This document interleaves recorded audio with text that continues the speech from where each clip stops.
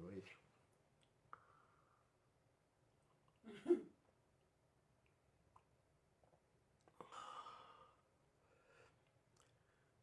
So, are we ready? We are ready, okay.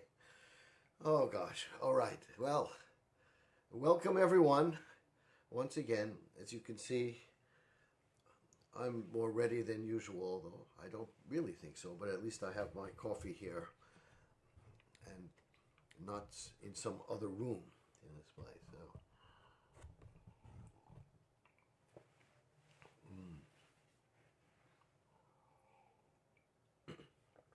I put this back here now. Welcome once again.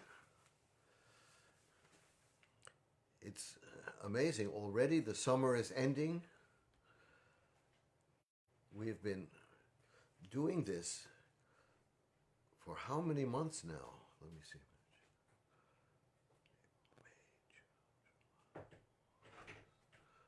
It's 5 months already. Yeah, it's quite something, I must say, as I look back on these live streams. And as we're coming to the end of the summer, we're also coming to the opening of so many things, the beginning of the school year, pretty much all over the world, and here in New York as well. At the same time, still, of course, the pandemic is not really under control, and within the last week, worldwide, there have been more than 1.5 million new cases actually sort of registered, sort of discovered, you can say. And that, of course, doesn't count the fact that there's anyway pronounced undercounting in many places. Also now, the United States and Brazil have tied for the greatest number of fatalities per million people. Let's say, in other words, as percentage of population, they are both tied at, I even forget the number, but it's actually very disturbing.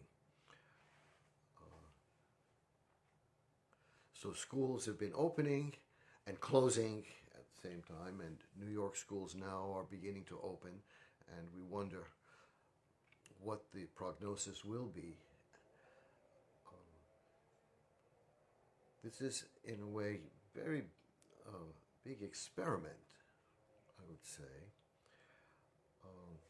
An experiment how? In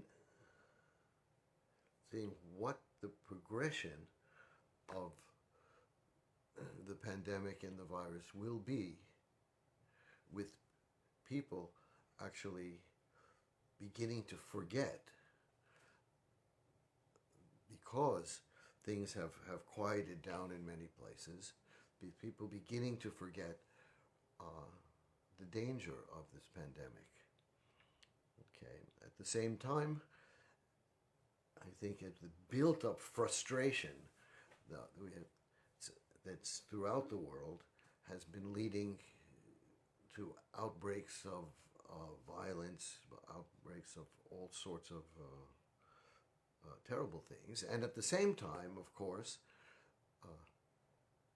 nature is not being very kind to us, as we have a new hurricane in the United States coming up through Louisiana, and it is apparently the strongest, most destructive in I don't know how many years. Anyway, okay. I can keep ranting, but I won't. I hope everyone who's listening, who's watching is well. So, and can you actually hear me well? That's another thing as I'm always asking about. Yeah. And And if I'm mumbling, just speak up, I guess. Or at least with your texts. Great. Okay, so I decided that this time, this live stream, I will focus on Nielsen to actually complete the picture of that. Why did that happen? Anyway, maybe I should put this down for now and put it up later. Without so many of the other sort of diversions or distractions or detours which I've been going through in past weeks. But I also thought that pretty much in every one of these I mentioned before that maybe I will actually come to explaining a little bit about my sense of clarinet technique. And I had mentioned in actually more than one of my introductions that if I have time, I would like to actually show how understanding of the music of Nielsen can actually help technique. Okay, so what I've decided to do today is actually to begin by talking about the clarinet, and this is, for those of you who are actually not clarinetists, my apologies, but maybe it could be interesting in any case, because a lot of what I say is universally applicable. And then I will go to the concerto itself with kind of explication of what I feel is the shape of the piece, perhaps the meaning of the piece, and once again in deference to Harold Bloom, with what is probably my misreading of the piece, my misinterpretation of the piece. And of course, all of you and any of you who have other opinions, you're absolutely welcome to them. I don't say that I actually have the truth. I just have my sense from looking at the score. And it's possible that if Nielsen would hear me, he would think, that's just totally wrong. However, I do have an anecdote along those lines, and that has to do with Schoenberg and the Juilliard Quartet. And this was the very beginning, of course, of the Juilliard Quartet's existence. And I even forget the actual which of the quartets it was that they played for Arnold Schoenberg, or that he listened to. But what I felt very illuminating is he came to Robert Mann, after who was the first violinist, and probably the other members too at the time, and mentioned that, you know, this performance was completely different from what I had thought of. But it was very convincing. And this is a wonderful thing about music also. So there is not one way, there are several ways. And even your way, my way, can change. Okay, so I go now to technique. That's right. And see, and for that, I actually do need a clarinet, as usual. I just have a lot of trouble sort of picking it up in the morning. I don't find the clarinet to be a very morning instrument particularly, but I will. And I think, I'm not sure, no, this is wrong. This is I don't think I want to play that instrument. So the question is where and what? This one, I think. Okay. Yeah, I think I play this. And I will play an A clarinet so I can segue to Nielsen in a decent way. And I even, see, I'm so well prepared, I think that I have a reed. Of course, this is preliminary to technique. It has to do with this little thing here, which shapes so much of woodwind players or the existence. It's terrible kind of attachment that we have to our reeds. My experience is whenever I've actually carefully chosen a reed early, and then I go to play it on the day of the concert or whatever, it doesn't work. So basically I decided forget about that whole procedure, and that was very liberating for me because it actually freed up a lot of time to do things like actually practice what I'm supposed to play. But in this case, I thought for the sake of time I would actually backtrack and try this again, and let's see if this actually works or actually I have to throw it away. Wow, it's paper thin. It wasn't that way, but maybe it'll work for what we need to do.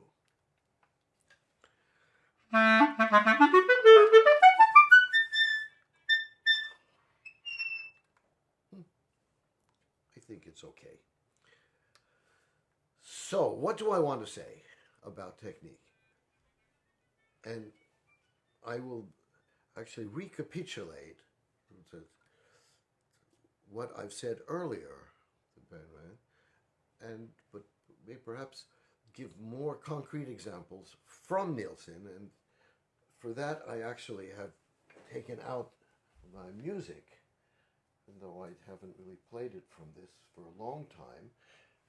But I tend to think I should just show it to you.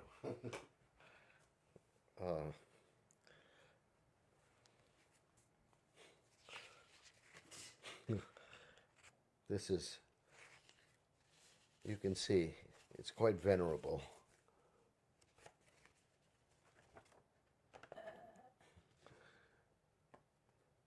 But the good thing about it is I still have all the notes in it. That's right. Anyway, this is the case, and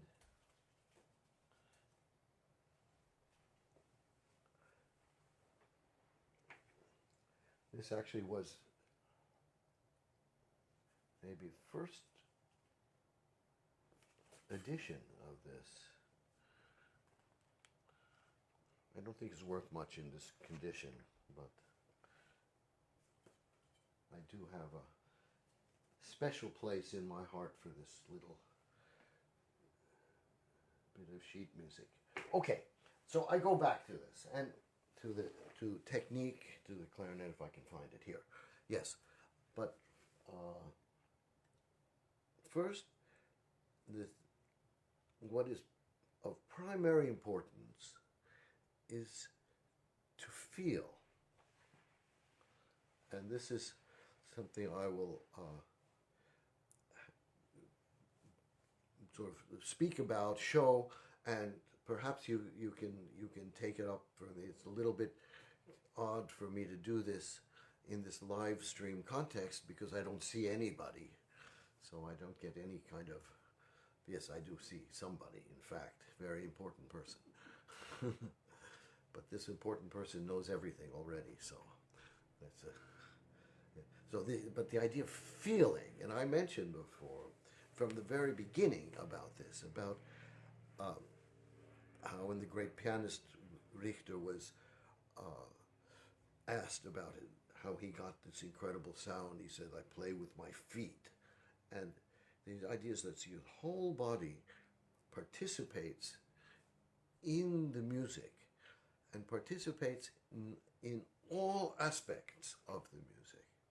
And this even includes the embouchure in the clarinet, the fingers, the feet, the shoulders, even the eyebrows, all of you, all of our musculature and our bone structure, everything,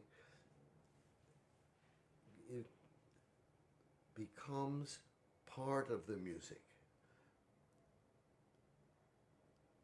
And in order for that to happen, first of all, we must not be relaxed. So we do not relax when we play. Just as actually when we walk, we do not relax. And when we're sitting down like now, especially, we do not relax. If I'm relaxed, I would actually fall down, I imagined.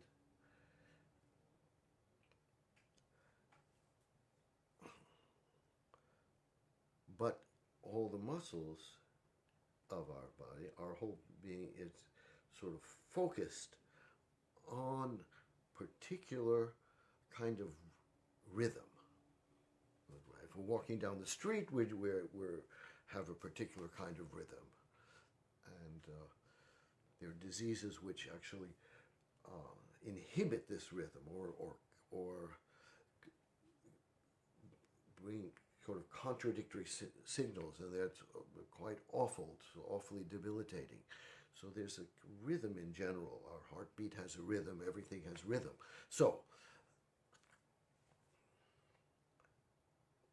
I will separate certain elements and then put them all together. Okay. So first, fingers. And here the rhythm we need has to do, and I get this here, and this is again something perhaps I've said, I think. Yeah, I know. This coming up and down this way with this here, and I gave different exercises and this already. Okay, so the point is though that we feel this, and why am I saying this again?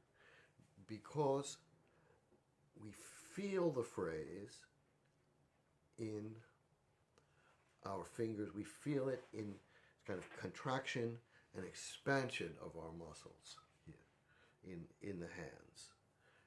And we feel that in the arms as well, as we pull up the clarinet. If it's the clarinet, other instruments, we feel it in different ways.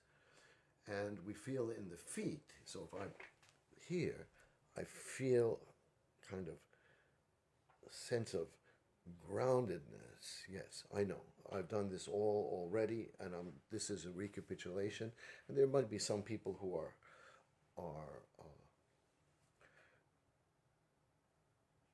new, so I do this very, very quickly. So, okay.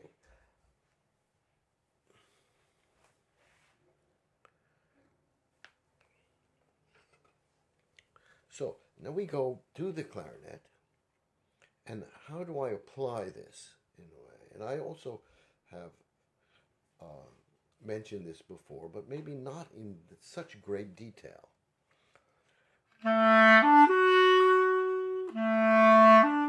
So if I'm playing one note, I'm feeling that note with my whole body.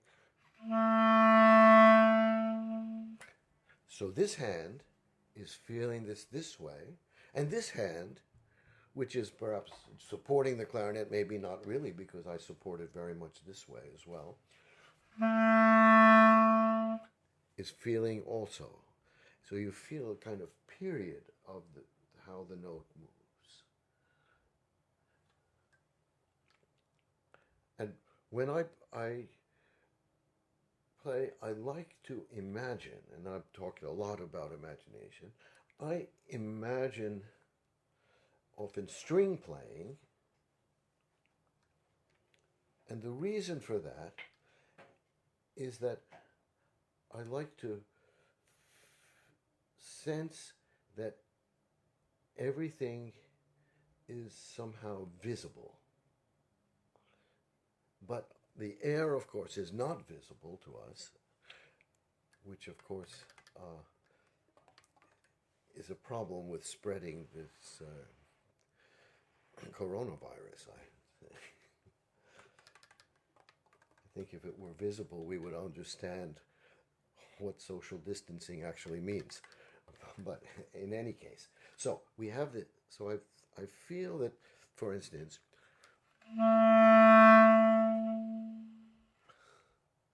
this way, and if I blow, I can have different contours to this, and I feel these different contours again, not simply in the air, but in the fingers, in the feet, the whole body. So,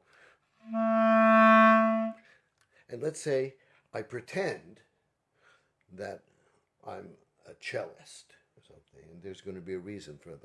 I'm mentioning cello, which you'll find out about soon. So here,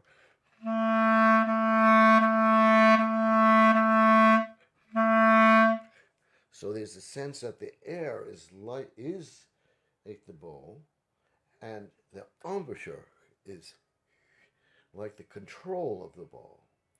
And what that means is that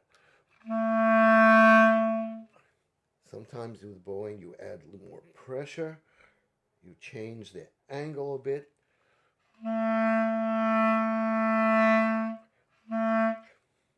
Also, let's say you play short notes.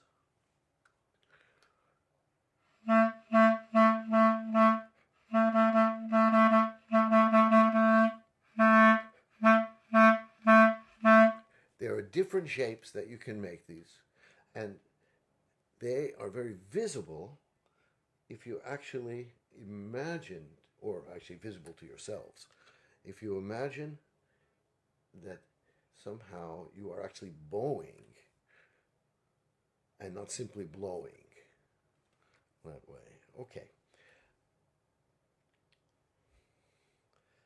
Now let's say I play a scale with this. And I'll play a simple one.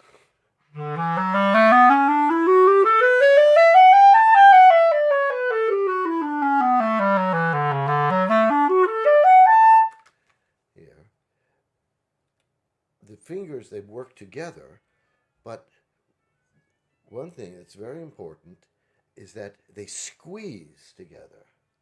So this squeezing, and of course it's again something that I've mentioned before with this sponge. I put the sponge here. I always have the sponge now around, so I feel that sponge this way, that way. Okay, so the squeezing.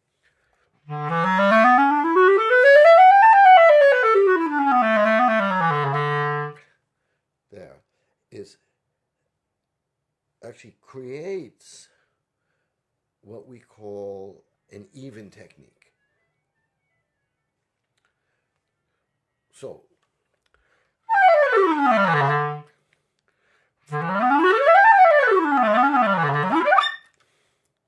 that the fingers are not relaxed, but they are actually squeezing, and they are working together in the sense that when I play this way, I feel the left hand first and foremost.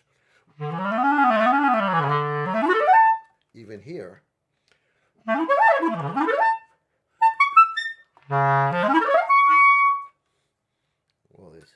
I always feel this as I'm playing here, so there's always a kind of that happening, and it's quite strong.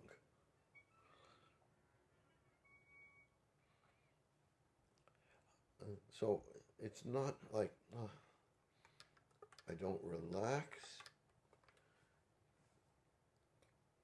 And as I mentioned or before, I don't worry about keeping fingers in a particular position, but on the contrary, what I do is I feel the position. So instead of talking about hand position, we talk about hand feeling, finger feeling. So we feel, and even we feel this way. If I go up here, I feel that. See, and you can actually experiment with this. If you feel it's a squeeze and then a lift here, you can feel together that lift. But one thing that happens, if I lift these fingers start squeeze. They do the opposite. So there's always a kind of counter motion involved in technique. Okay, now let's go to Nielsen. Why not? That beginning. Here. So what do I do with my hands? Da-dum, chi. And when I have that, I squeeze as it moves this way. And my embouchure, just like if it's the bow, has a stretch and a release.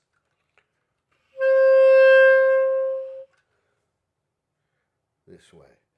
So this is actually rather interesting because I've mentioned, I think, before about the rubber band.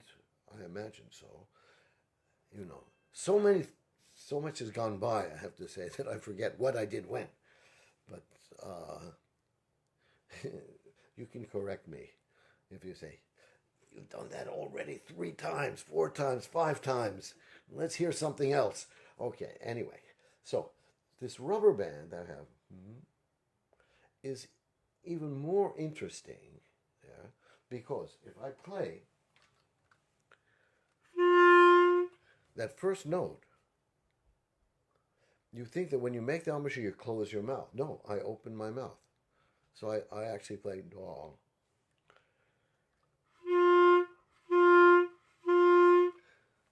So I actually give an exercise, which is, in fact, you can do the sitting down also. Maybe it's easier for people, but let's say I use the left hand here, and use the right hand. And this is my mouth. You see. So this is again using the whole body and feeling the connection of the whole body.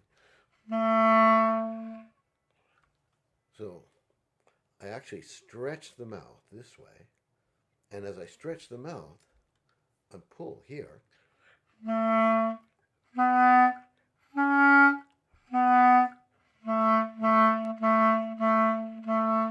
So if I'm doing that, I don't play.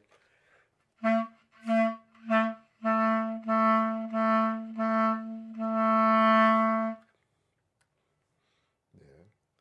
And that goes this way. Mouth goes this way, and since I'm have these fingers down, the fingers go that way.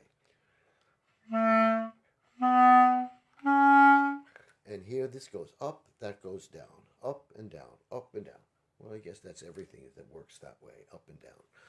Okay, so.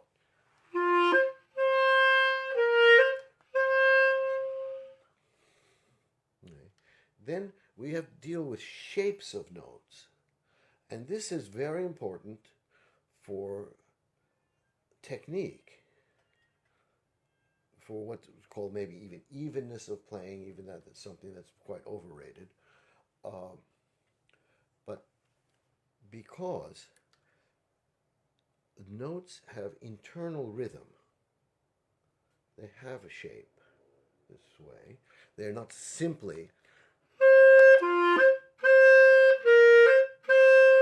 no, they actually have, along with this, the air has a shape. So the first note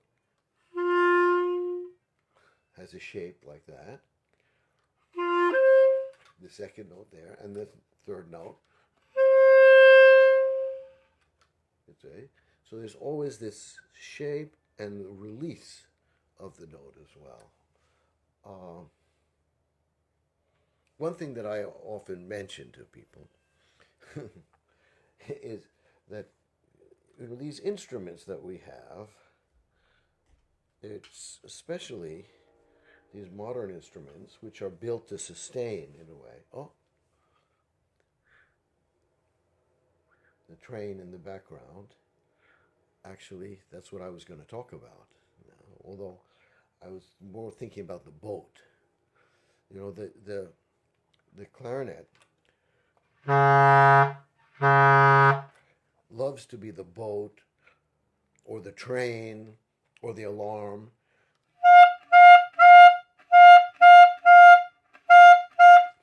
You see. So what we have to do to this instrument is we have to tame it in a way.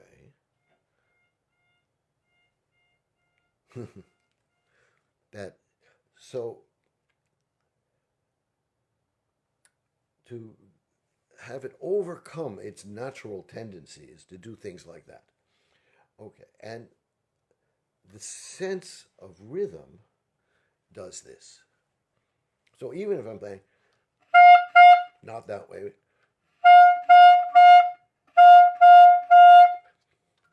and it's the whole body working in rhythm, in the mouth also, sort of shaping the note in a way. And with this, I come to another point. This is something I was just thinking about recently, because I always mention how music is sort of like theater, where there's also always a theatrical element to music. It's drama, it's there's expression involved, but it's actually, I thought, even more like mime. And mime, the reason I say that is mime takes the word out of the gesture.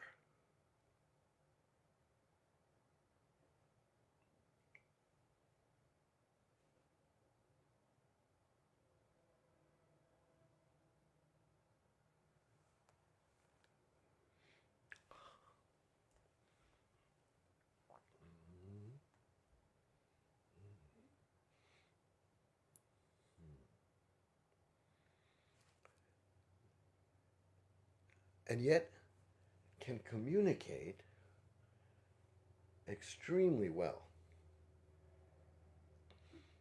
Now, what music does, it's instrumental music, let's say, it also takes the word outside, out of the expressiveness of the intonation when we speak. So it's, in a way, you're dealing with mime, but in the world of sound. And that's why we have here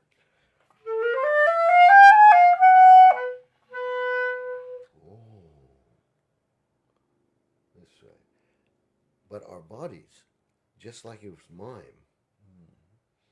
have to feel the way the sound works.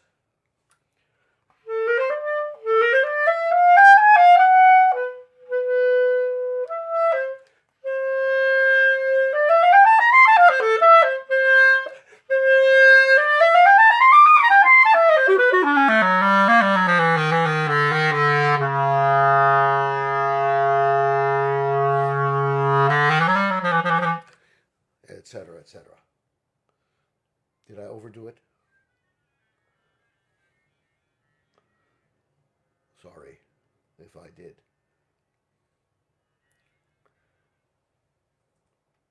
Okay, and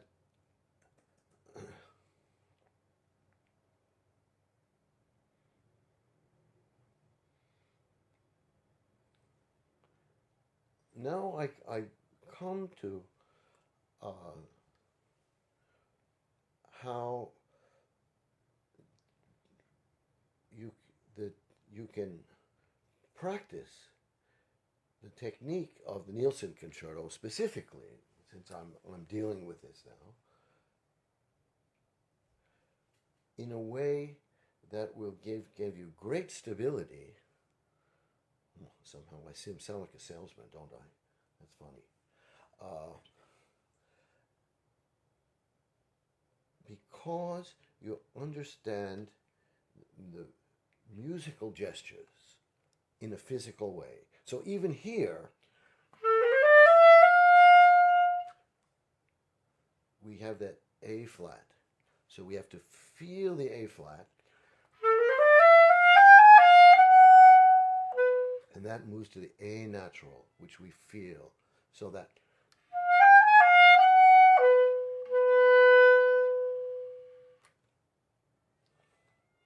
and then as we go into A minor, we feel in a different way.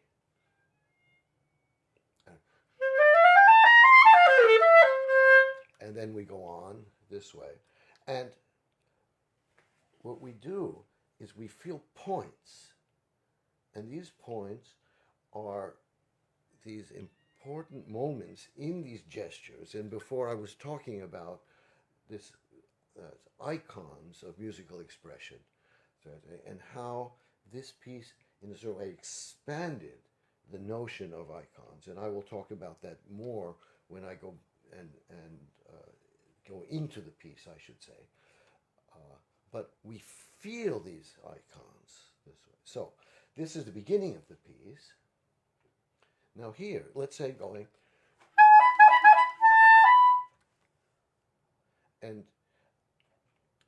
most people will play this way, of course, and I don't care about that. But the problem I find,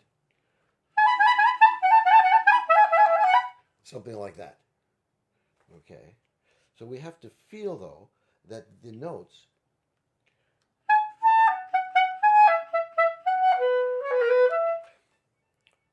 this reed is so soft. Actually have, in fact,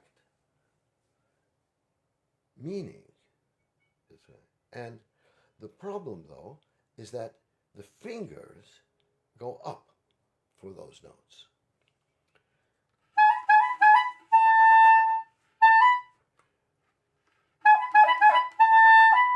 You see, the C is up.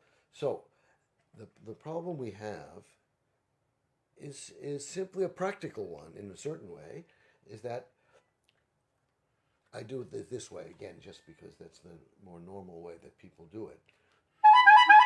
Uh-oh. The clarinet fell because I lost control. And because of that,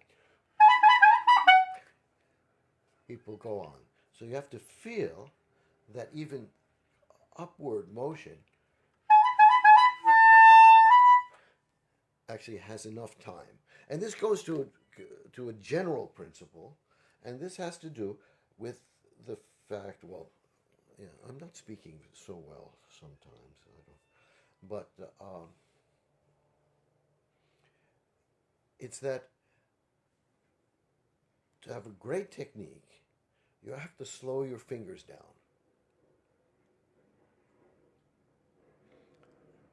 And that's because generally, and I would even hazard to say all the time, but probably there will be times when it's not actually the case. But generally speaking, and for the vast majority at least of cases, any problem of technique has to do with the finger moving too fast. Basically, and has to do with the problem of up and down, that the up becomes unstable and it moves too fast. So, for instance, if we have this, moves too fast. And of course, Nielsen mentioned hold too long, and I went into a whole explanation of the reason for that. So this is, again, I hold the notes. There I hold this, I hold and I actually squeeze very strong.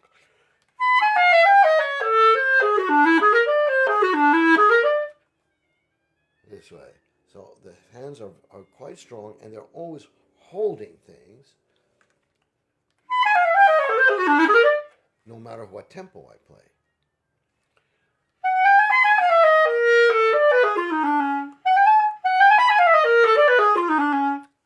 You see. And what I feel in this case, so this is the second one of these,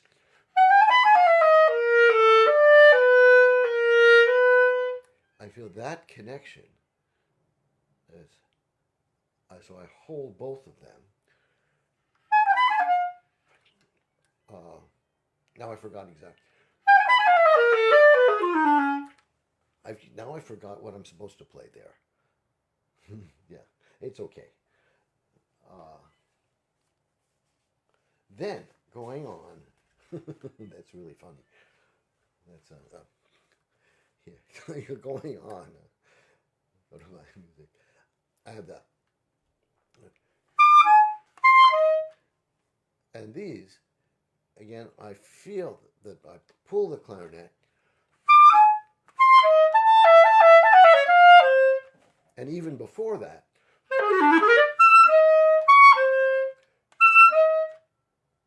And for those of you who were here earlier, remember I spoke about the partials and how important it is to not only know them, but to practice them all the time so that you have a clear sense of where you play in different registers of the clarinet.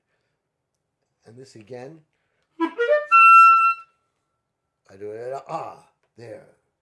I play that note seventh partial there. It's that I grab it and I hold it.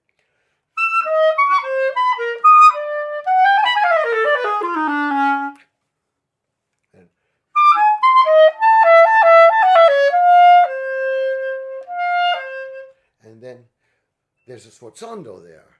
What do I do with that? I do that very much with the finger.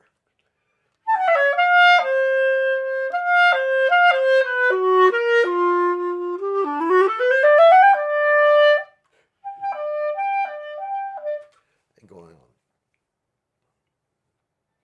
this way. I go to another passage in this piece, and what should I do? Which passage should I do, though? Because I will be talking more. But I think, yeah, this one, which is very, very awkward. And, of course, the awkwardness of this piece comes really from the fact that it's a piece in F, basically, but for the A clarinet, which puts it in A flat. And that's not a key that we actually generally practice so much, although we probably should. It's this one here.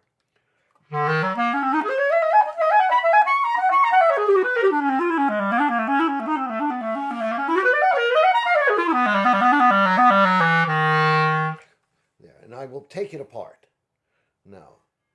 You see how we feel the musical sense. We feel how that moves from the D sharp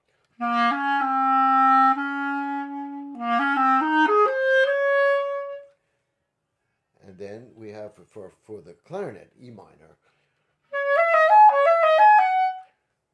with the 7,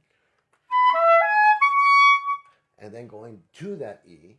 I'm talking clarinet pitch, it's easier to understand. And if you're following me here, I understand why. I might put this reed on totally wrong. Okay. So.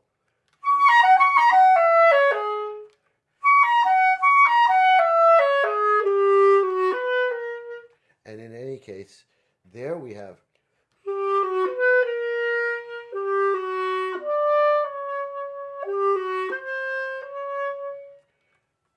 This is kind of icon as well.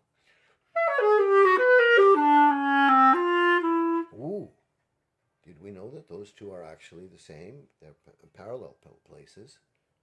Interesting.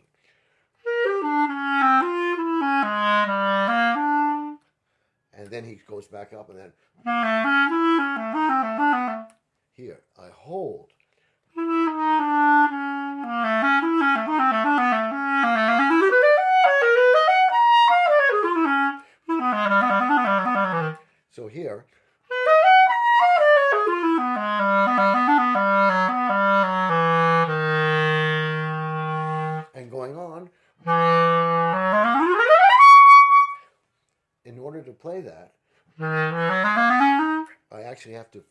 feel this hand from the very beginning. So it's a lot of force that I use. So you wonder, oh, am I going to get tendinitis? No, on the contrary. I actually think that if you try to keep the fingers relaxed, etc., you will get tendinitis.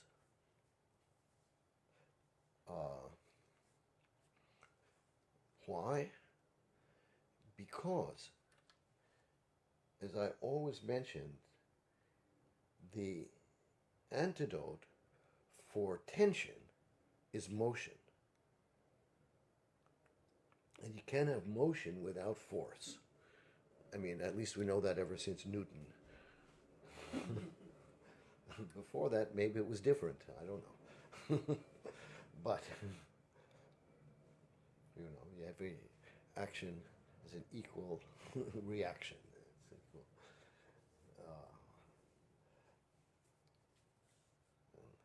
Then Einstein kind of refined that notion. Anyway, so it play that D major little thing here. In order to feel it, I da-da-dee, da-da-dee, I feel that there. And then here, very important,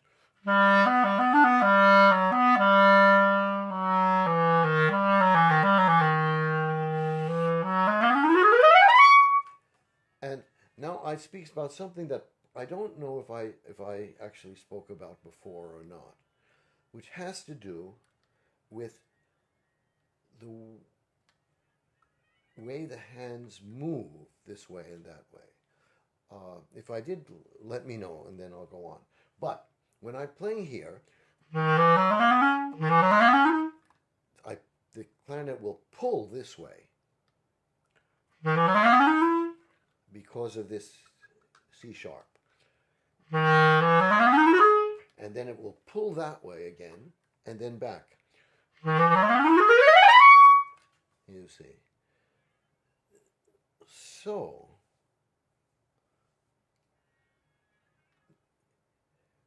when we feel that, uh-oh, the clarinet's not stable, it's pulling this way, that way, you should go with it. You feel, you actually not only go with it, you control it this way.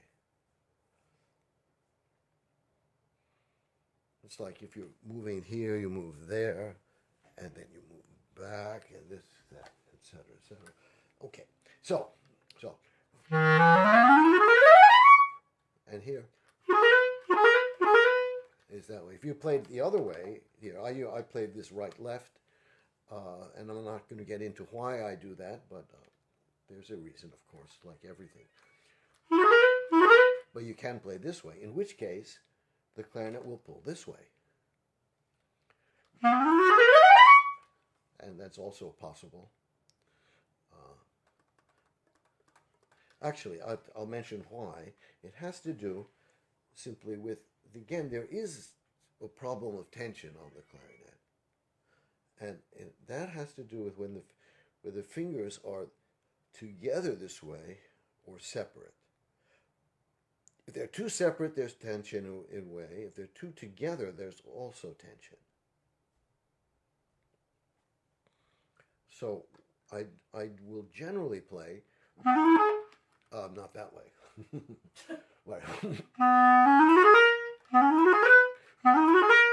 This way, because here, this connection, most of the time on clarinets, is very close.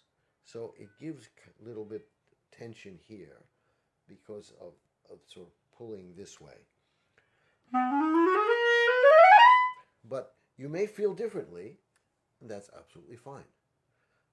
This is just the way I do the same. Similarly, I think here, I will use this generally because here, I think I mentioned before also that this finger not only plays 5 notes if you use this, but it's also, especially on French instruments, this is rather close. So you get this sort of thing, which is not so comfortable. So I rather keep the fingers in kind of elastic way so they can move this way and not this way.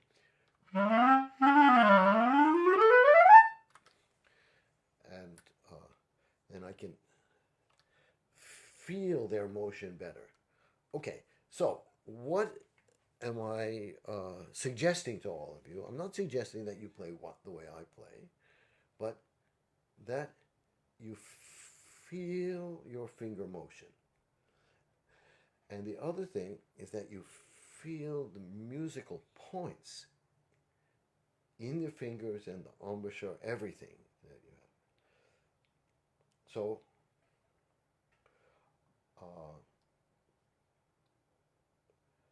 I think with that said, I will start to look at the concerto now. The way I can keep playing it, but I will play, so I don't need to do that at the moment. Although maybe just, no, I will do that later, I think. Okay. But before I go there, I do want to play something for you here, and I hope that it will work. I've tried a new system, which I hope will actually be good. This is, and because I mentioned early about how Nielsen told Oxenvad that much of this piece should be like Bach, perhaps was inspired by Bach, and I will go through and speak about that in the piece. But now I want to play for you Bach, and this is a bit of the fifth suite in the C minor suite for cello, in performance of the person who, in my opinion, was really the greatest performer of Bach and a remarkable musician and a remarkable cellist, Honor Bilsma. It's a Dutch, and if you don't know that name, you should really look him up.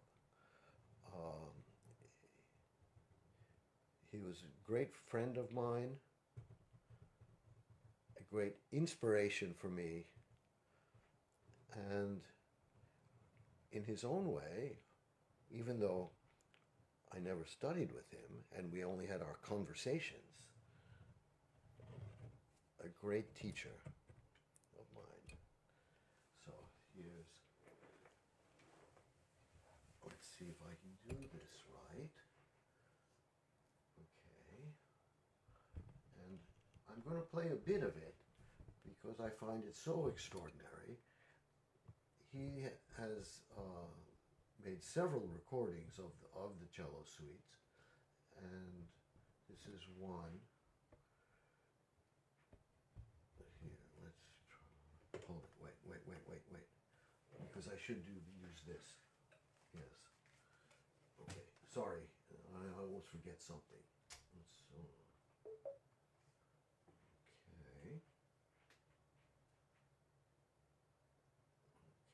is connected. Now the question, I always have to go back and check this out now. First sound, you play Bluetooth. Good, so that should work.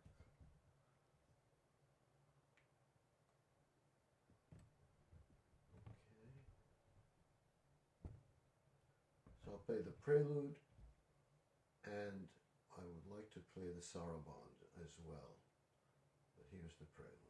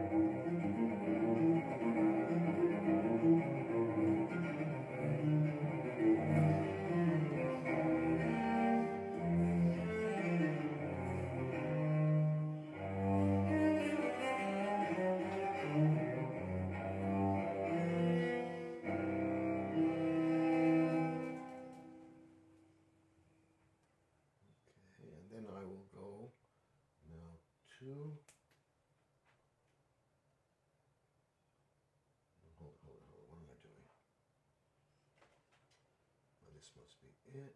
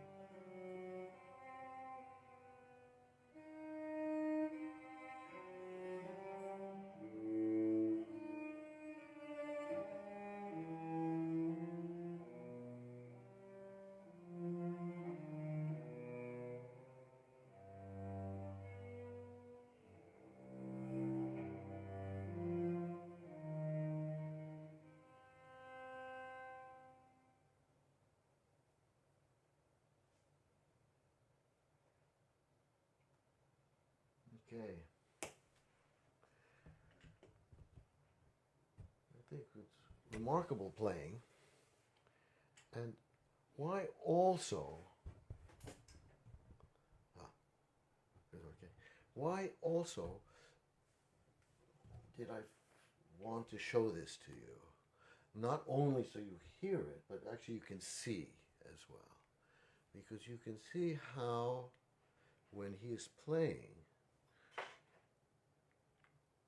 his whole body shapes the music.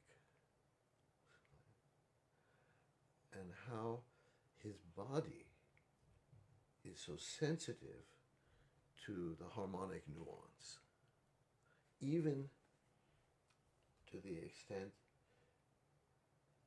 that in the saraband, let's listen to it just once again, just the very end of it here. Let me see if I get it correctly. No, wait, go a little farther back.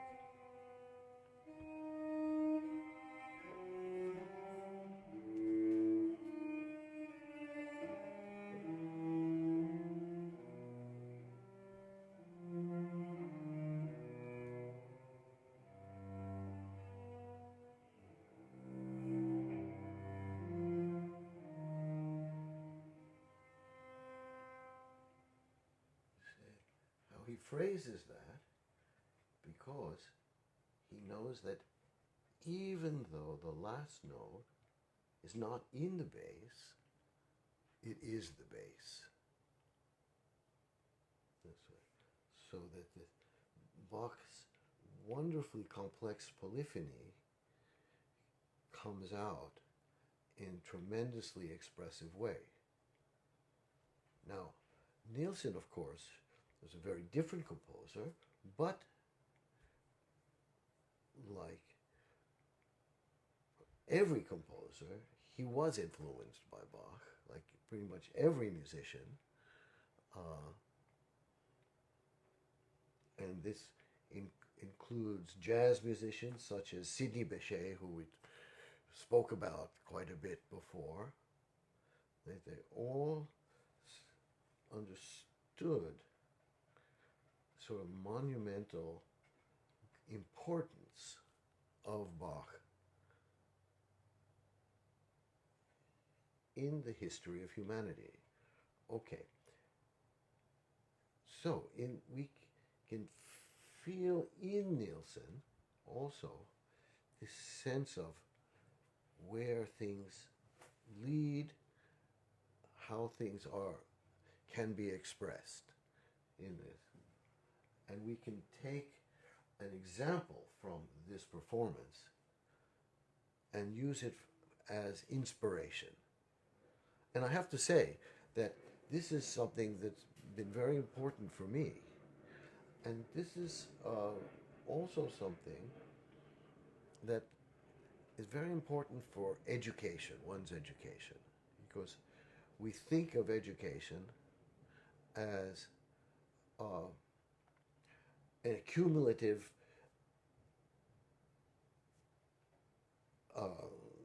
number of hours, of days, of months, whatever, which results in an accumulation of knowledge, an accumulation. But that's not at all true. Because you can hear something, and I'm just right now talking about performance, I'm talking about music, of course. It applies to many, many subjects. You can hear someone can say one thing, and that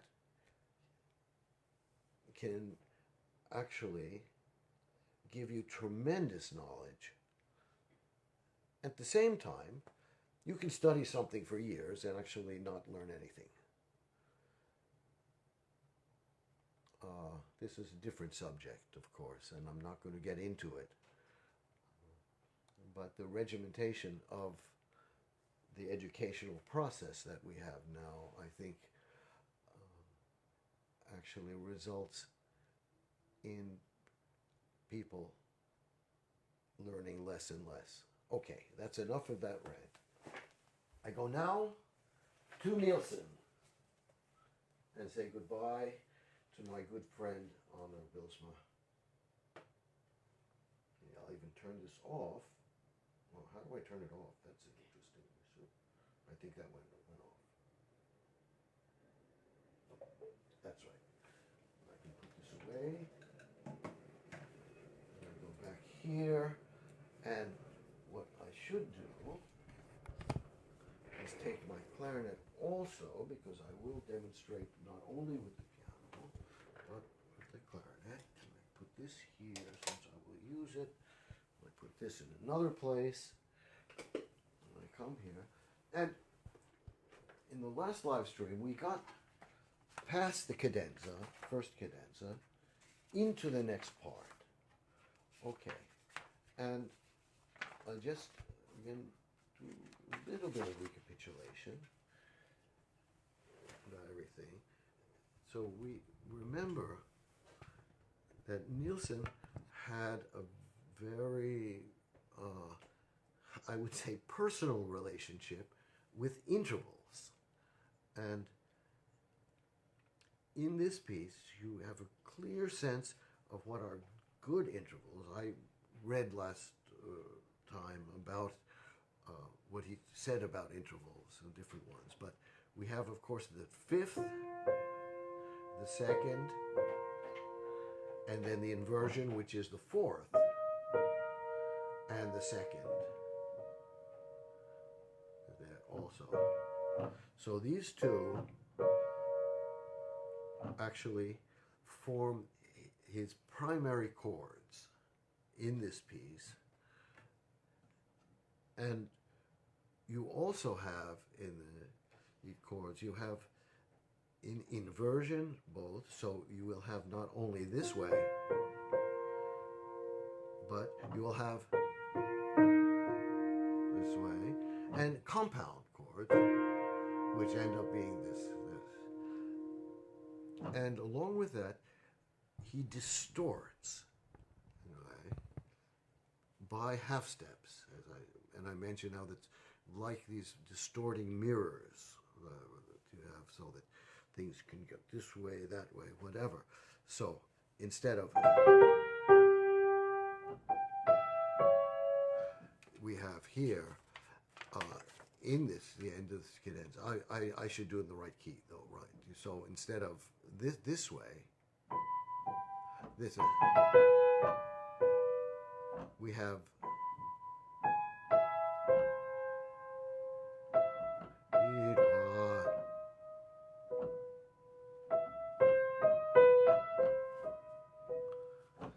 then you have other aspects of this piece where he fits things inside.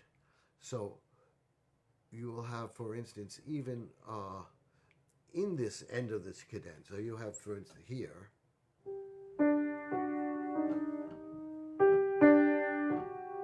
so we have, and then moving to here, as if he's moving to this F.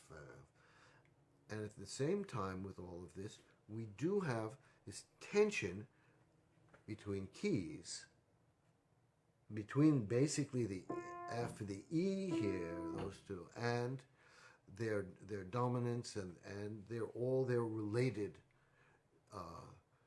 keys, this supertonics, etc., etc. Okay.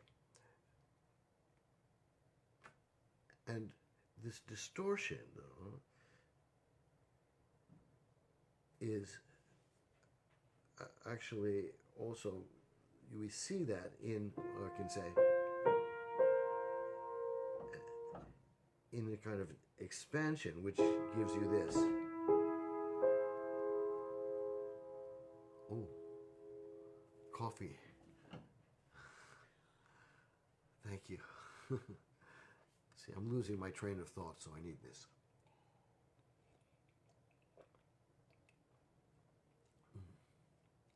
And this is the next thing that plays a very important part of this piece, and a very important part of the psychological exploration that this piece does in a certain sense. So, before this cadenza, I mentioned here, we start this way. We start in very, very normal.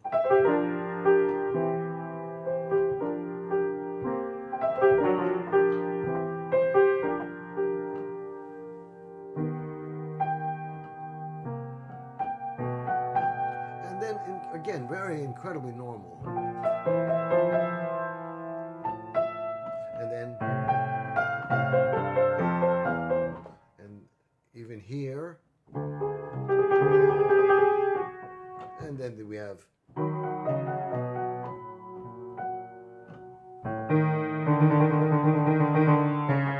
then again we go from our B major to F sharp, and then here all of a sudden we get this.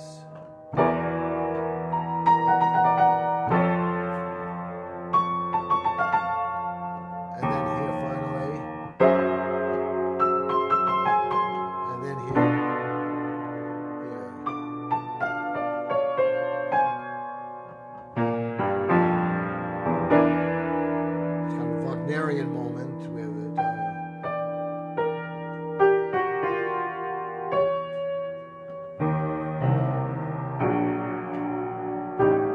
And then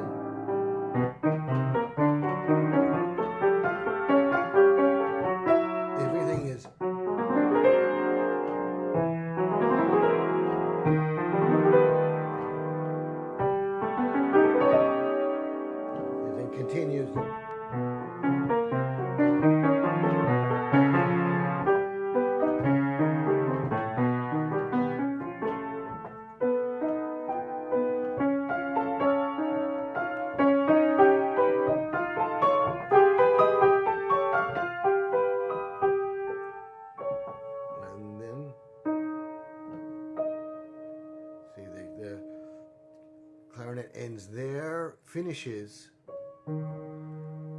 that there with this kind of whole tone scale. And what's important about these whole tone scales, of course, is that there are only two of them. There. And that is kind of a corollary to his F and E, that half step tension that's there, which he builds in these kind of very indeterminately, and then this way. He does this, though, in very systematic ways, I mentioned, and here we see this is going to here, there, and then of course he ends from there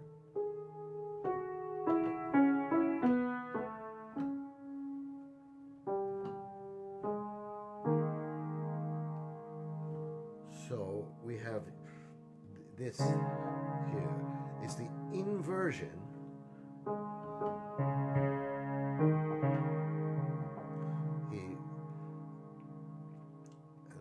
so it's interesting in a psychological way because it's what has happened here with this something.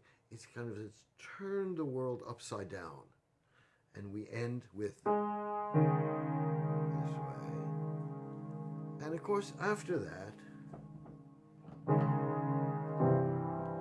we go to C major, but just for a brief time, because we end up from there.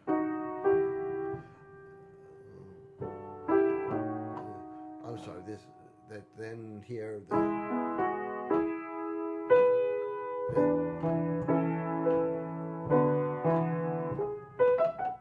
that in E major. So after this sort of turning the world upside down, you find yourself back in the same place, but somehow it's a little different.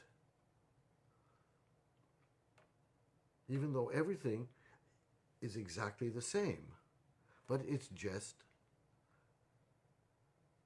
somehow not right, perhaps.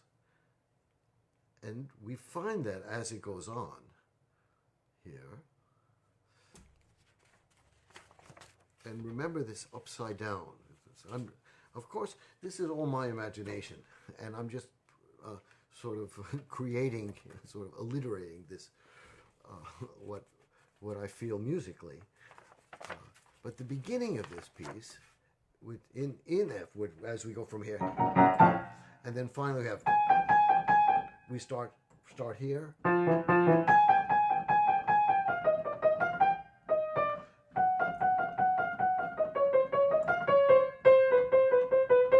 All of that there. Here, after this, and we go, this goes up to this D here, and then from there, so that gives you, and he goes higher, and rather than, even though this is lower,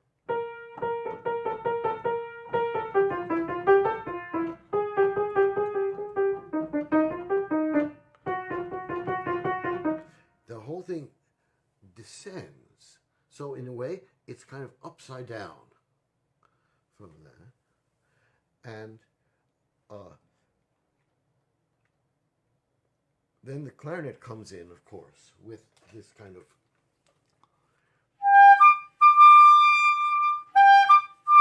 and we wonder, where did that come from? And then he goes from there. This here, and if we look at it carefully, though, we see this here,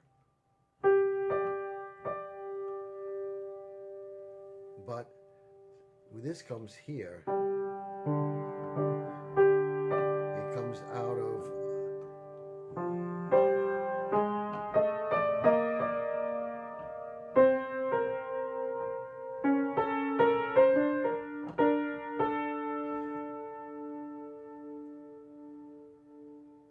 this place, going very clearly into G. So we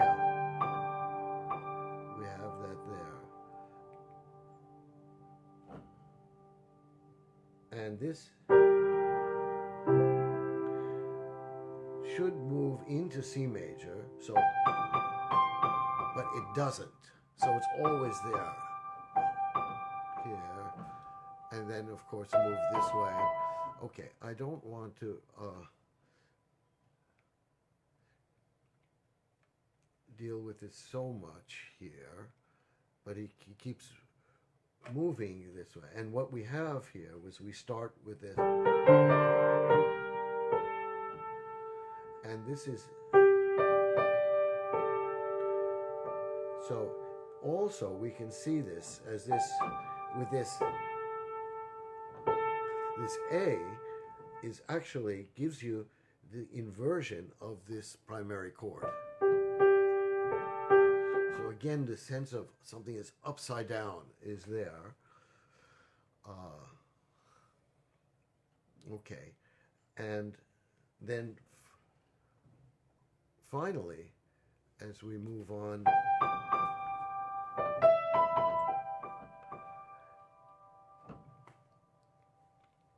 we end up here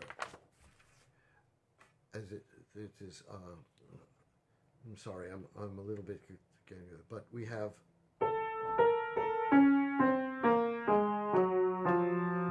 and then he climbs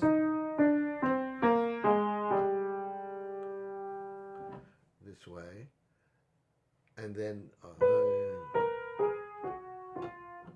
but actually he's going this here, then here, and then he ends up going,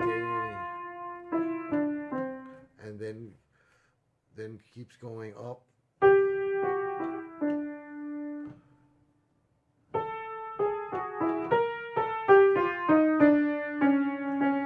So he keeps trying to climb there, and then finally we end up.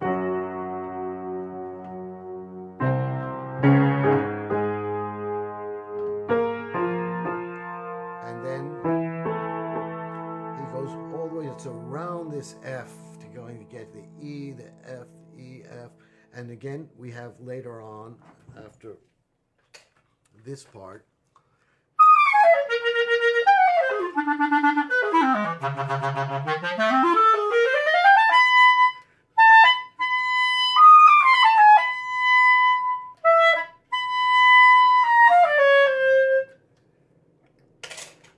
and we end up here on the C, which should go to our F, but we have this going.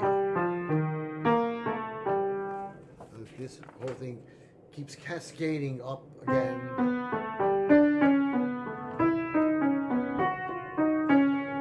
And then he sort of settles.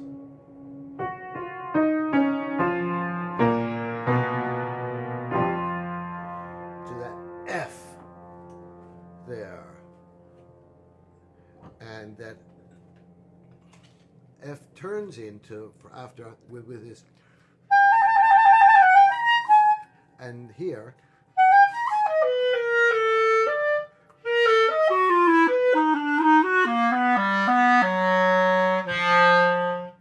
and you get this F coming after all of this sort of kind of interference in a certain way from E. We get this F, and it is very kind of almost, how should I say,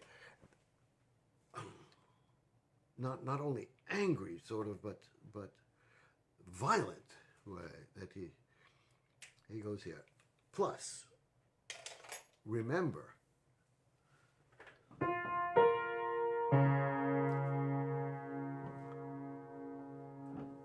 this is in the beginning of this piece, here, right here, with the first place he talked like, that was like Bach, with this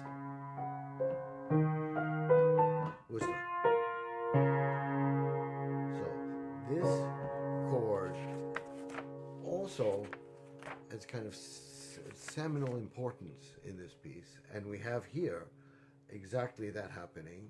And then this is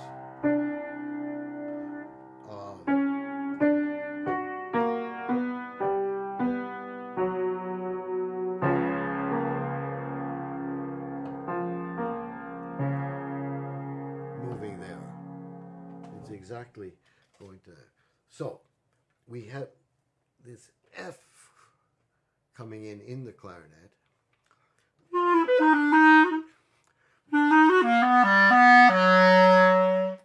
And this kind of violent way.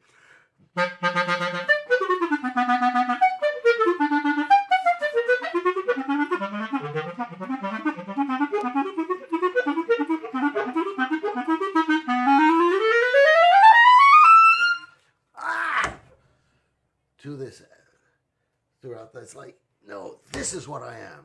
This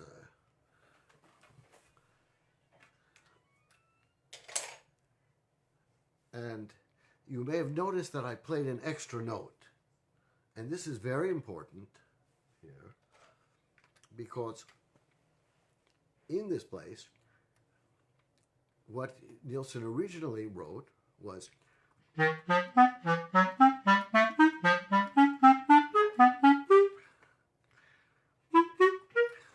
this is and he took it off, and I want to show this to you.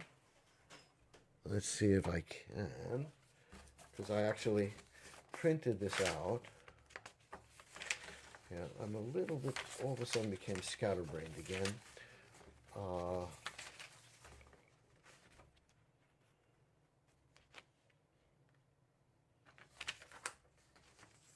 Here's his original.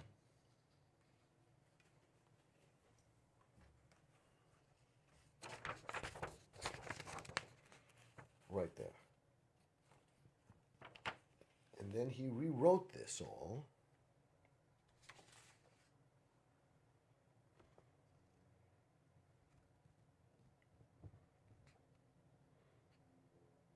He rewrote it again and put this rest in. If you can see it. Do you see that?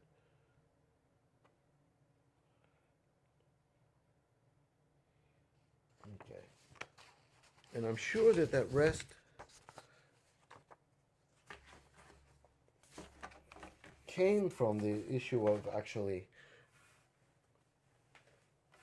needing a breath for that. But what it did do, and that's why until I found out that in fact this was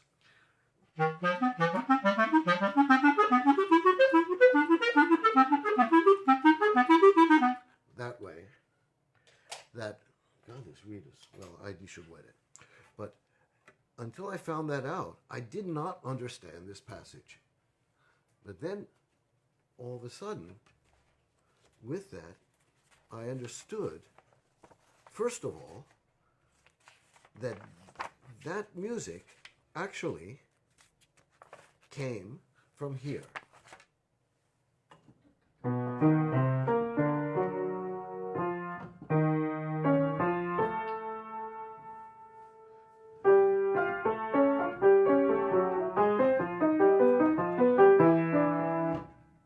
So this, yeah, and then I have to say that the whole sense of the piece became clear to me, because all the transitional moments in this piece, which after this, for instance, is this place here, and then here this bass line,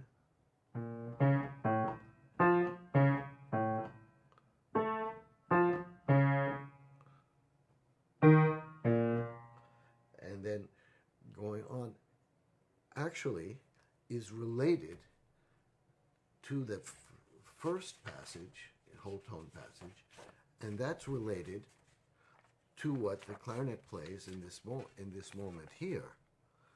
Yeah. Then another thing which became clear to me, which was not clear before.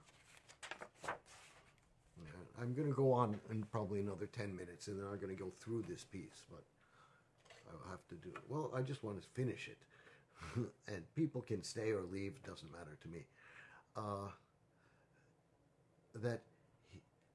It's very systematic. And then we see how he does this throughout the piece as well. So we have, first, as he's going, he has 6, 4, 3.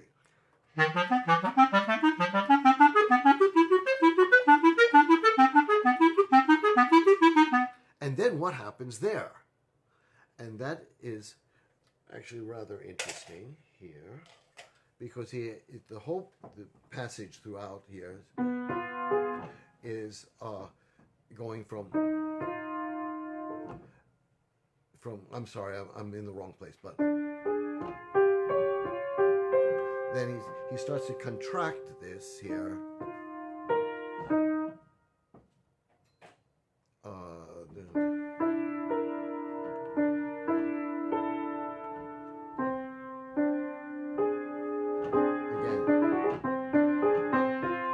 And then he gets stuck here.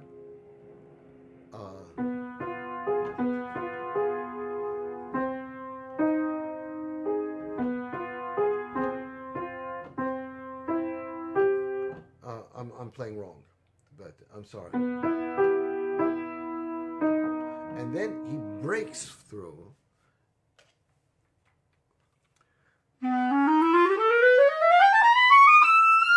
and moves to the F. Now, this getting stuck, in other words, I'll play the clarinet. It's easier than playing the piano for me right now, but there he got stuck all of a sudden, and then he breaks here. And what happens at this moment? We have that here, we have the C, we have the B flat, and we have an E flat.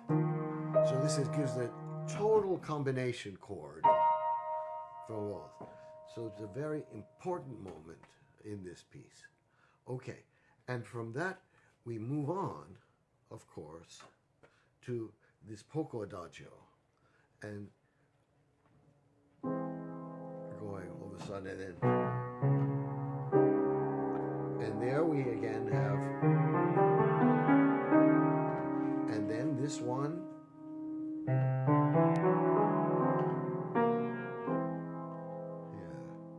there.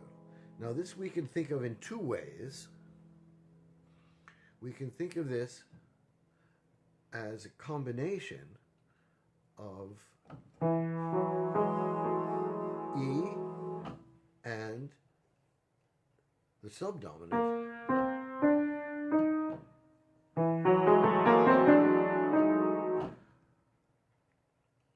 of F, B flat,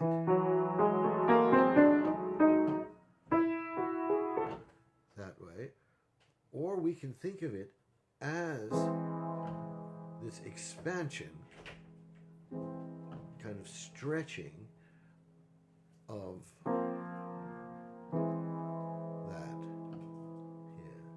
And here,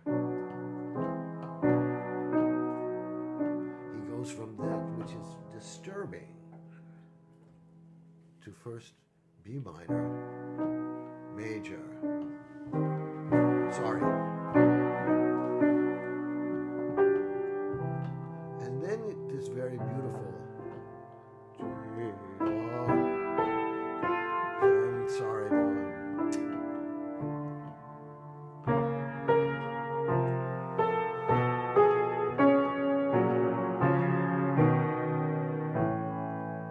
And there we have our get it.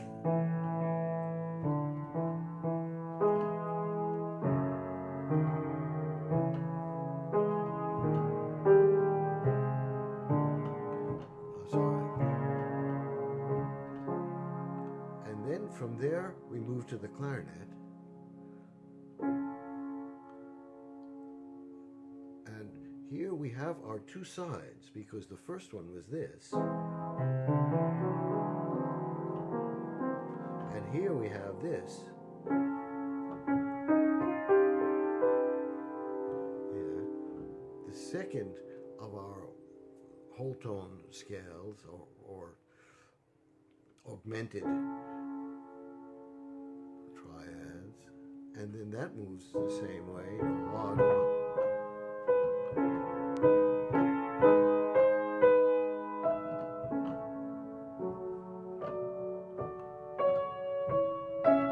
And what we have,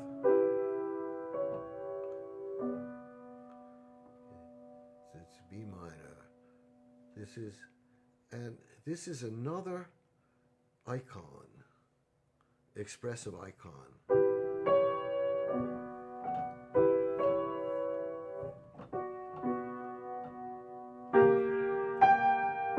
Then it keeps going on. Then back. The orchestra then imitates what the clarinet did.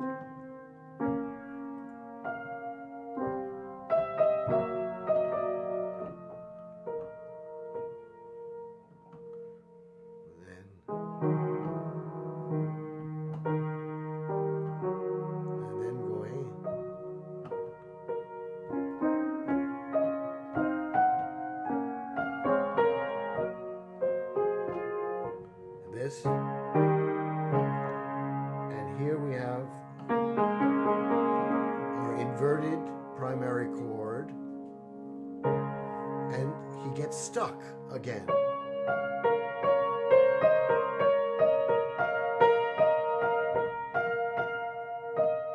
Again with that.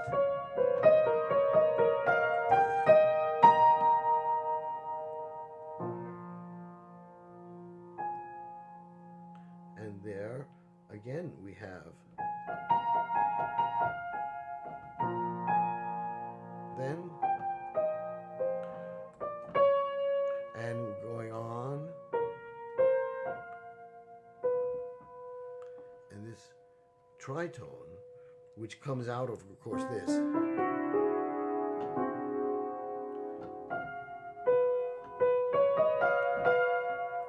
Which again is very important in this piece because it divides these two tonalities, basically, that he's always sort of juxtaposing.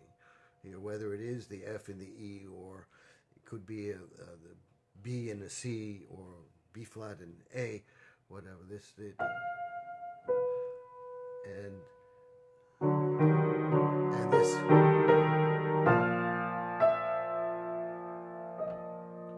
And here we do a go something to the beat.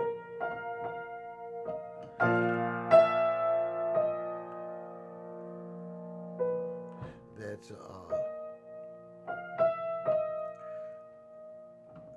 I'm sorry, I made a mistake. That's I was wondering. It's this. That's right. Sorry, because this is B major. But then C major.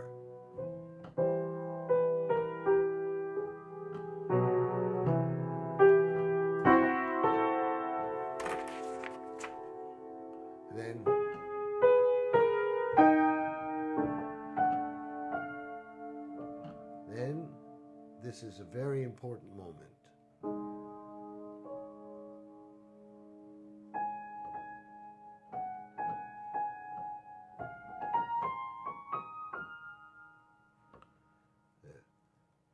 And it's not an accident that at this moment the orchestra pauses. So we have.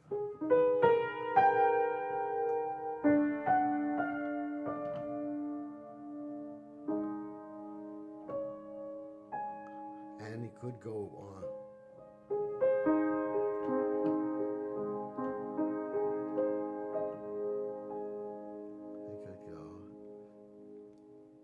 Now, why am I pointing all of this out? Now, because basically I never hear it in performances, but it's this kind of thing,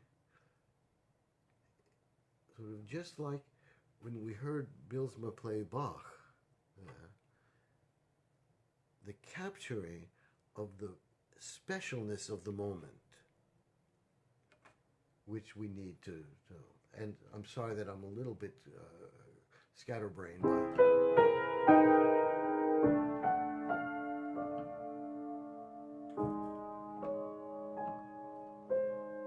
and then of course he doesn't just stay, but he starts to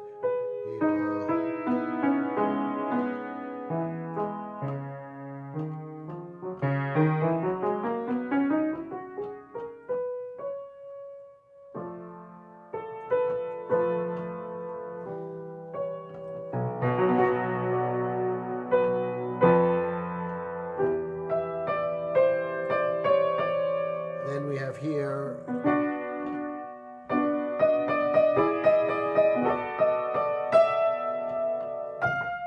there's our F, but it's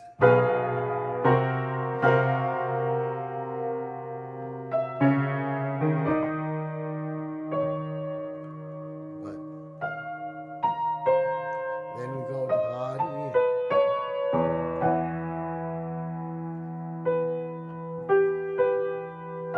again the F,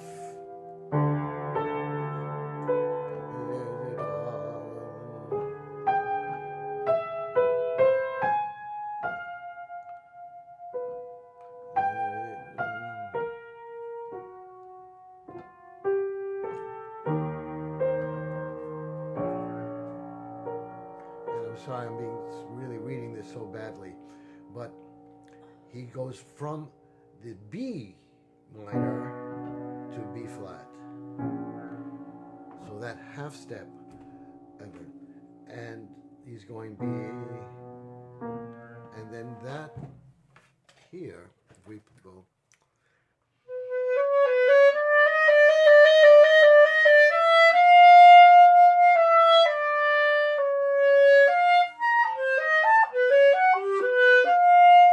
And then we feel how he's placing, it's going up and down with these intervals.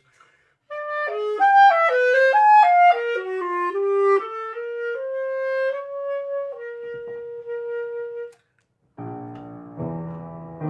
then it's kind of maybe jazzy place, whatever.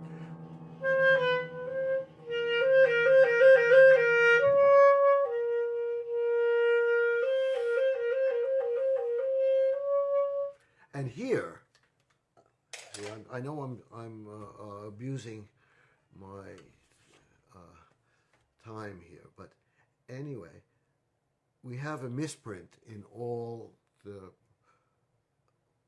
parts, all the additions, and that's the Pio mosso there is only on the second beat, and of course that makes perfect sense.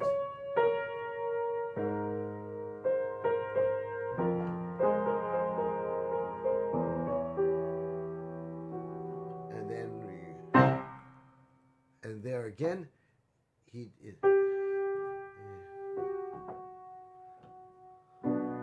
should go to B minor, but he breaks that C, that half step higher, and then we have the next transitional period thing.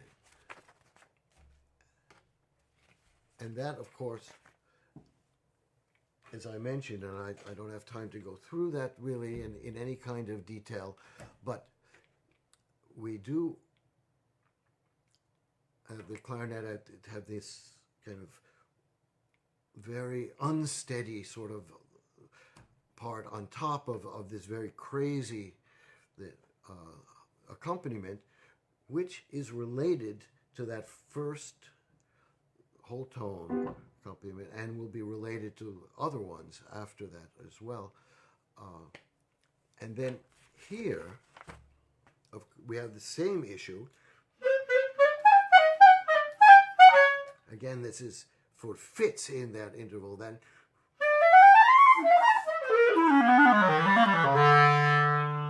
And here, he gets stuck again.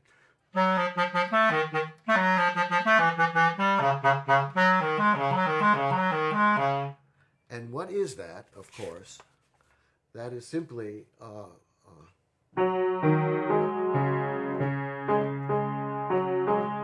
that's this sort of primary chord, but a half step too high. What am I doing? And then he breaks by a half step.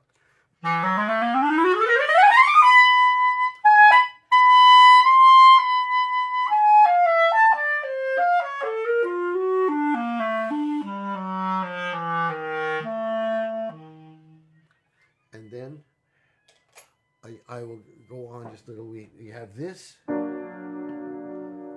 We're in C, and then, of course, he goes to G, and then the clarinet comes in.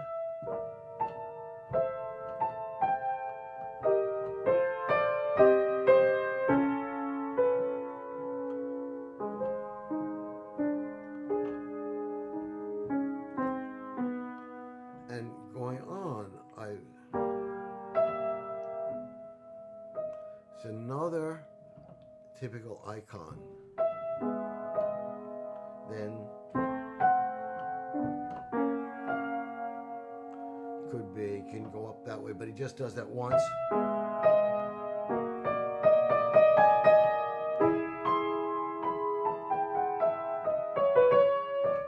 Again.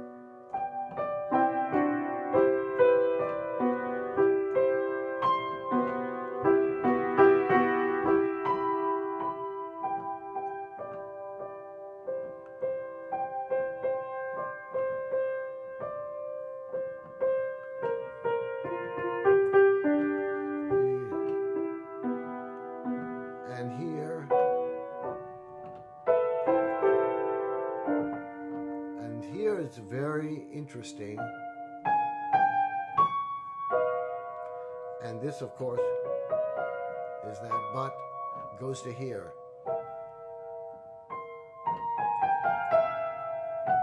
And then we have this. But what is this? And this, again, we can look at as an icon. We can even look at this as a quotation, because we have this. And this.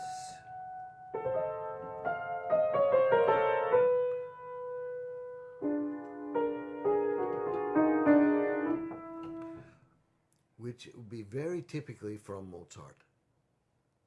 So it's a kind of hidden homage to Mozart as going, that's,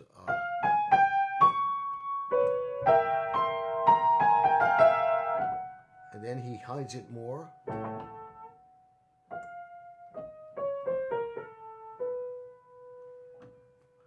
Then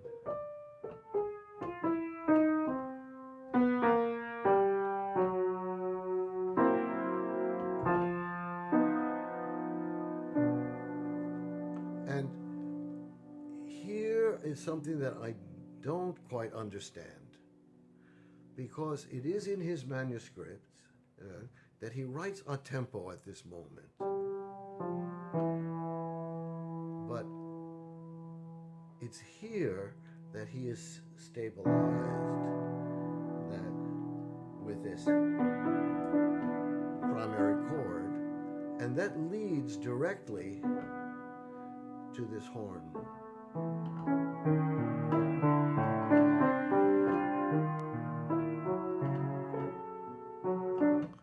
Going there. And what you have here is a kind of Eingang, and remember that this was a homage to Mozart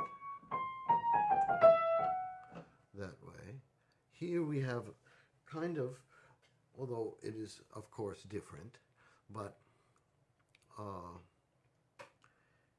you know, like in Mozart, we have these Eingangs in the concerto. So here, Nielsen writes this Eingang also in a very interesting way, because it starts out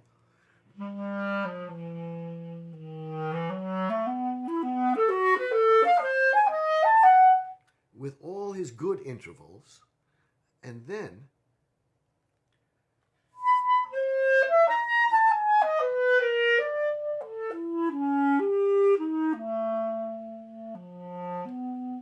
his bad intervals. So again, it's like two sides of this personality of this piece. Okay, I don't have time really, and it's always unfortunate about that, but I'm not, I will move on to something else in the next live stream, but this moves to the second part of this piece, and I just want to point out one thing. So we have this, and I already talked about how it's made up of the primary chords, but let's go now to the cadenza, second cadenza, and as it starts out, it in quite simple form.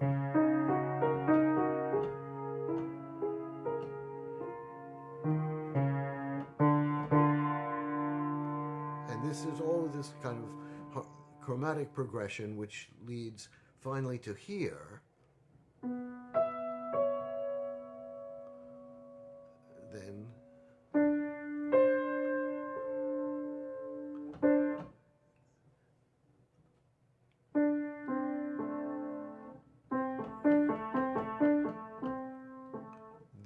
this whole passage here is related from this part.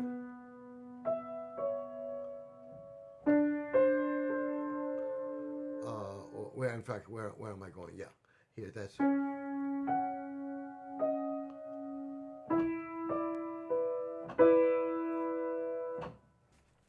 And if you look at it carefully, you will see that you actually have basically the same notes as, oh, come on, why can't I find anything in this? Here it is, here. In this. Which he interpolates a little. He puts some extras about.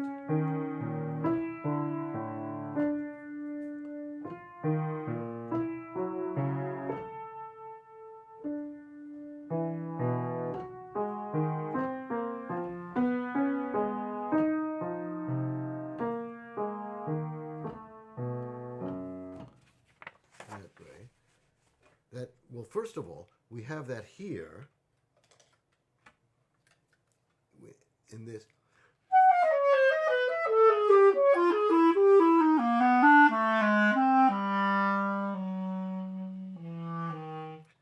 That's the ending of the horn solo he uses here. But in this cadenza, it's basically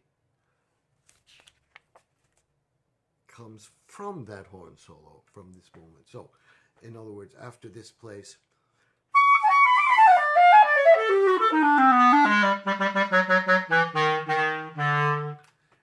and in this passage, as I was talking technique, we need to hold notes to bring out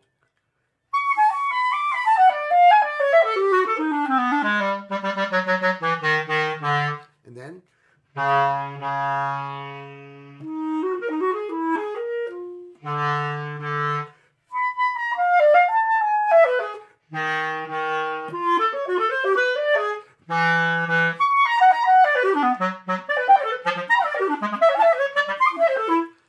this here comes from the horn solo.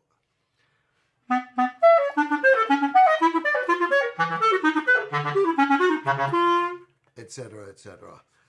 Here. And, well, I should actually play it, I think. Yeah.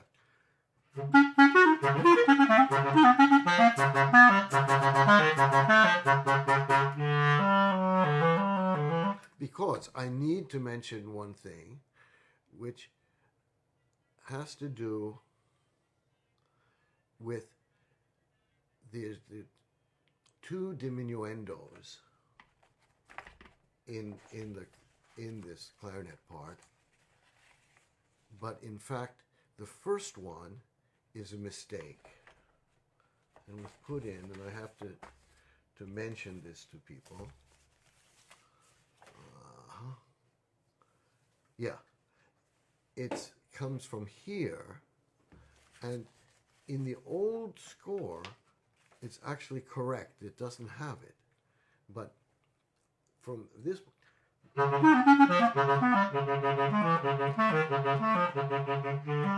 there's I know I made a mistake, but this is there's diminuendo there, but that does not actually exist. This is a problem that in his manuscript, that line and here are actually on different lines but in the same place. So there should be diminuendo there from the F, but not before that. That's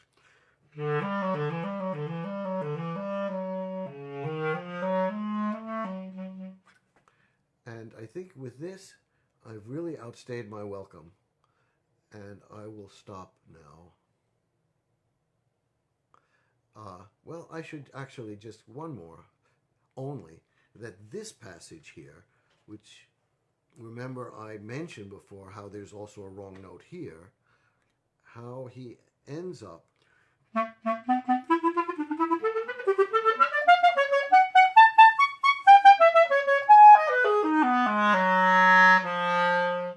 and we go back to the F, and then maybe I just have to go to the very end of the piece. I think I skip over everything because finally at this point it's like the F becomes predominant in it.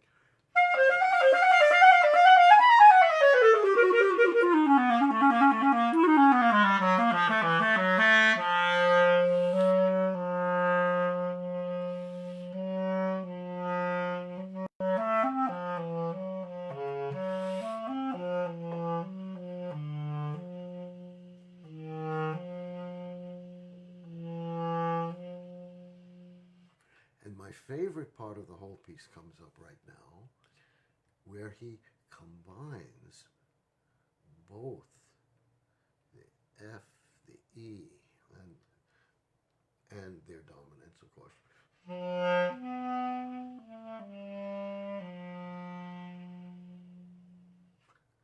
In this whole tone.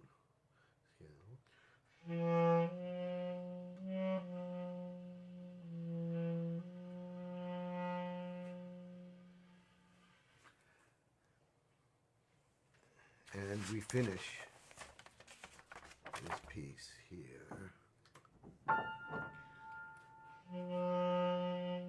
And then